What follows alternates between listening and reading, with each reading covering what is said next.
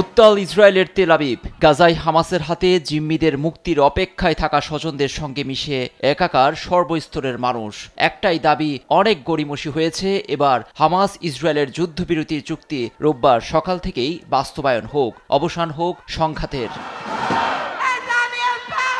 স্থানীয় সময় রোববার সকাল 8:30 থেকে কার্যকর হচ্ছে যুদ্ধবিরতি। দীর্ঘ 15 মাস গাজায় যে নির্বিচারে হামলা চালিয়ে 15,000 ফিলিস্তিনির রক্ত ছড়িয়েছে ইসরায়েলি বাহিনী, তার অবসান দেখছে বিশ্ব। তবে শেষ মুহূর্তে আছে নানা শঙ্কাও। চুক্তির দ্বিতীয় দফায় হামাস ব্যর্থ হলে গাজায় হামলা চালাতে দ্বিধা করবে না জানিয়ে শনিবার হুঙ্কার দিয়েছেন ইসরায়েলি প্রধানমন্ত্রী নেতানিয়াহু। মনে রাখতে হবে, যুদ্ধবিরতি সাময়িক ও অভিযান এখনো শেষ হয়নি। আবারও গাজায় হামলা চালানোর অধিকার আছে ইসরায়েলের। যুক্তরাষ্ট্রের বিদায়ী প্রেসিডেন্ট জো বাইডেন ও নবনির্বাচিত প্রেসিডেন্ট ডোনাল্ড ট্রাম্প উভয়েই সমর্থন করবেন। আমরা যদি আবার হামলা শুরু করি, তা হবে আরও জোরালো।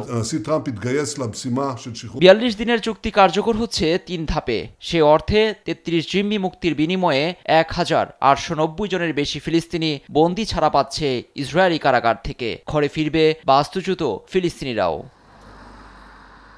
রোববার আল জাজিরা জানায়, এরই মধ্যে রাফার কেন্দ্রস্থল ও আলোচিত ফিলাডেলফি করিডোর থেকে পিছু হটছে ইসরায়েলি সেনারা। অন্যদিকে কয়েক হাজার ত্রাণবাহী ট্রাক উপত্যকায় প্রবেশের অপেক্ষায় রয়েছে।